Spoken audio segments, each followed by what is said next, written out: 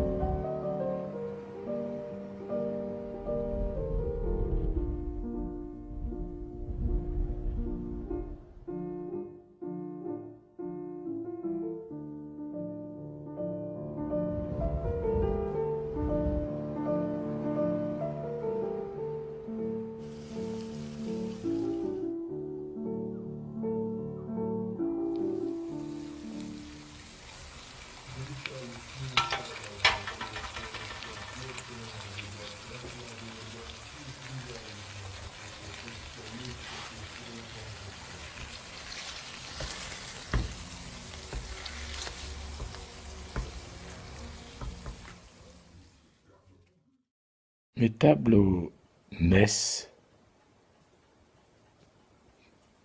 sans moi, vraiment. Je fais quelques lignes, quelques tâches, et puis tout ça prend sa vie. Je continue, ça devient quelque chose, bon ou mauvais. Voilà, sans prétention.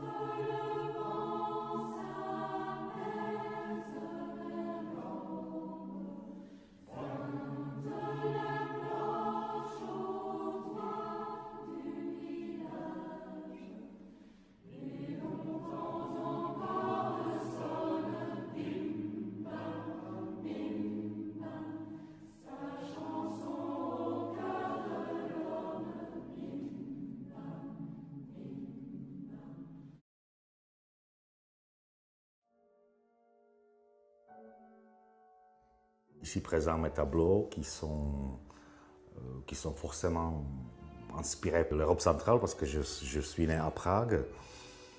J'ai fait des beaux-arts à Prague, après j'ai fini aux beaux-arts de Paris. Donc il y en a peut-être un mélange franco-tchèque déjà dans la peinture. Pour des références, ça pourrait être par exemple forcément Gustav Klimt, côté viennois, enfin côté l'Europe centrale, ou ça pourrait être Georges Rouault, côté français, enfin, l'expressionniste français.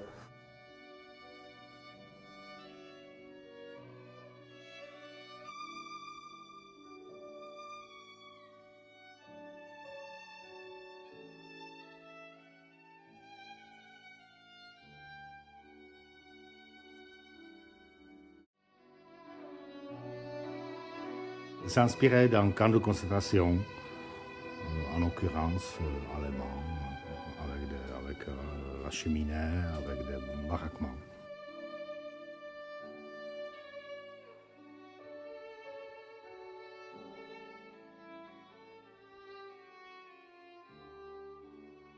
Des grands dessins pour le bouquet, pour la kitice, pour le bouquet de la gente tchèque médiévale. En fait, ça fait partie du trésor national tchèque quelque part. C'est comme Baudelaire ou Verlaine.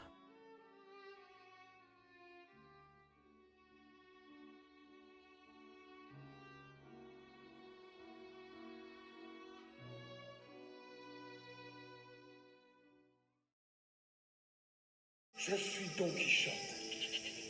Don Quichotte de la Mancha. Le thème général de l'exposition, c'est Don Quichotte, ou plus précisément le fait que l'artiste veut construire, veut participer à l'amélioration du monde et il se bat pour des valeurs qui souvent le dépassent et qui même dépassent la réalité. Et donc on a l'impression souvent qu'on se bat contre un mirage. Et c'est ce mirage que Don Quichotte représente. Il a des valeurs absolument magnifiques, une intransigeance incroyable, et en même temps, il se trompe de bataille, il se bat contre des moulins. Eh bien, je mets sur ce tableau, je mets Don Quichotte au même niveau que Delacroix, dans son célèbre tableau « La liberté guidant le monde ». Pourquoi ? Parce que Delacroix est un vrai démocrate ou un vrai républicain et il pense à la révolution, mais c'est aussi une utopie, on le voit encore de plus en plus aujourd'hui. Nous avons à livrer une bataille au mauvais goût. Nous avons à instruire le peuple, à lui donner le goût de la science, de la philosophie, de la justice. Et ces deux utopies, c'est la même utopie, c'est celle que on veut reconstruire un monde différent, un monde nouveau. Et je pense que les deux sont majoritairement conduites à l'échec. Elles sont parfois conduites à la réussite. Et en tous les cas, elles ont une valeur exceptionnelle et il faut pousser à ce que ça continue. Ce qui m'accroche dans la peinture, c'est la relation entre la couleur et le trait. Le trait, c'est une volonté, c'est à la fois c'est de l'énergie. La couleur, c'est de la douceur, c'est la vie dans toute sa complexité. Dans le trait, je décide. Dans la couleur, je vis. Tout tableau fini n'est qu'une porte ouverte pour un tableau à venir. Le propre du travail d'un créateur, qu'il soit artiste, peintre ou autre, c'est toujours d'aller chercher quelque chose d'autre, quelque chose de plus. Il y a une grande satisfaction à produire quelque chose et il y a une insatisfaction immédiate dès que c'est produit. C'est un des 3 grands tableaux de 3 mètres sur 2 qui représente Notre-Dame qui rassemble ou qui concerne des gens très différents et il s'intitule Notre-Dame de la vie tous ensemble. D'un côté, il y a les croyants, qu'ils soient bouddhistes, chrétiens, musulmans ou juifs. De l'autre côté, il y a les gens de la vie de tous les jours, ceux qui ont du mal à vivre, ceux qui sont des artistes, les dessinateurs comme Jabert ou l'artiste musicien comme Yvan, et puis nous tous. Et donc au-dessus, il y a un grand pont avec quantité de personnes anonymes qui vivent et qui sont reliées quelque part à l'architecture collective, le patrimoine collectif qu'est Notre-Dame.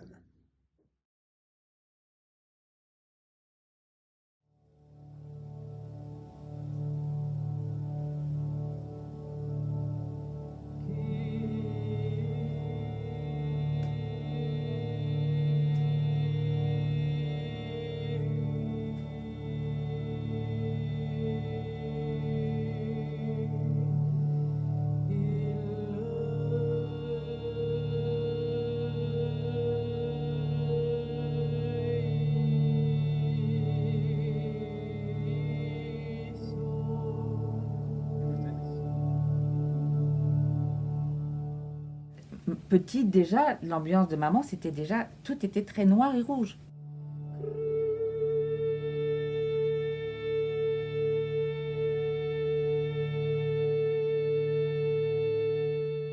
a cet univers à la fois très riche parce qu'en même temps très divers, qui s'appuie sur des choses très différentes, des émotions très différentes, où on est en même temps dans le mystère, en même temps dans l'humour, dans la fantaisie, dans la poésie, dans le voyage, dans le mystique, voilà.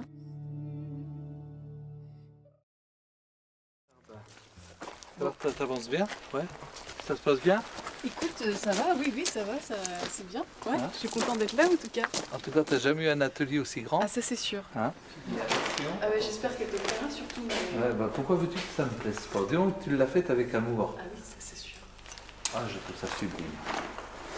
Cette abstraction, ça, je l'adore.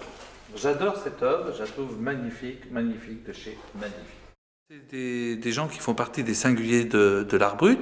Toutes les deux, elles ont eu la chance d'avoir quelques œuvres qui sont rentrées au château de Laval, au musée du douanier Rousseau, dans l'art singulier, dans l'art brut. Ça, pour moi, ça a été une grande joie que 12 qui démarrent un petit peu sur le plan artistique dans l'art puissent déjà être rentrés dans un musée. Tu vois, elle rentre dans un musée, Sabine Darrigan rentre dans un musée à 90 ans.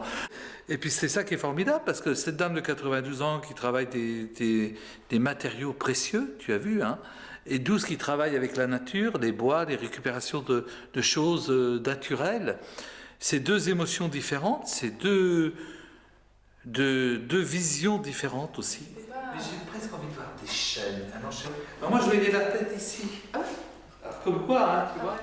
En fait, elle n'était pas finie. Ouais. Et du coup, c'est encore pas fini, mais je l'ai rajouté sur quelque chose. C'est superbe. De face, c'est superbe.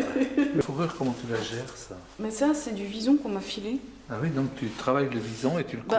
C'est juste un truc de récup. C'est superbe. Mais ça, bon, voilà. Et puis il y en a une autre, mais qui n'est pas finie. C'est ce que je me suis dit, j'ai une révélation. Je me suis dit que le prochain lieu, ce serait une chapelle désaffectée.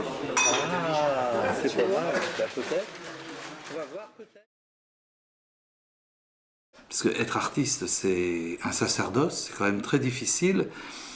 La vie n'est pas simple, ils n'ont jamais de pognon. Ou si quelquefois il y a une exposition, je vois bien avec le temps, ils vont ramasser un tout petit peu de sous, et puis après il faut reconstruire, il faut préparer une nouvelle exposition, être dans une nouvelle veine. Chez moi, j'ai pas de télévision, j'écoute un petit peu de radio pour être informé. Bon, j'ai Internet comme tout le monde, mais c'est pas ma passion. Tout ça n'est pas ma passion, j'ai besoin de vivre avec ce qu'on m'a confié ou ce qu'on m'a donné. Voilà, c'est ça pour moi l'art, c'est un beau chemin, c'est des belles rencontres. Puis j'ai fait rencontrer les artistes entre eux. Et quand tu les fais se rencontrer, ça c'est formidable. On a besoin d'émerveillement, tu vois. J'en ai marre de tous ces lieux où c'est tac, tac, une œuvre d'art posée sur une sellette toute seule, sans une histoire, sans une compréhension, sans vouloir y apporter autre chose. Moi c'est bien, mais je sais pas, une œuvre d'art, elle ne sera pas toujours sur sa sellette, elle va se retrouver dans un intérieur, elle va être posée sur un meuble, elle va être posée sur une commode. Ben voilà, il faut que les gens, quand ils vont l'avoir découvert dans une scénographie ou dans une mise en scène, qu'ils s'approprient, mais qu'ils l'aient plus qu'une œuvre d'art. Ils prennent quelque chose de vivant. Moi, quand j'ai les œuvres en dépôt, je garde tout ça, quoi. Tu vois, je garde et puis je m'enseigne du mieux possible. Mais c'est beaucoup de temps de travail. Moi aussi, l'artiste, il lui faut du temps pour créer. Moi, il me faut du temps pour présenter une œuvre.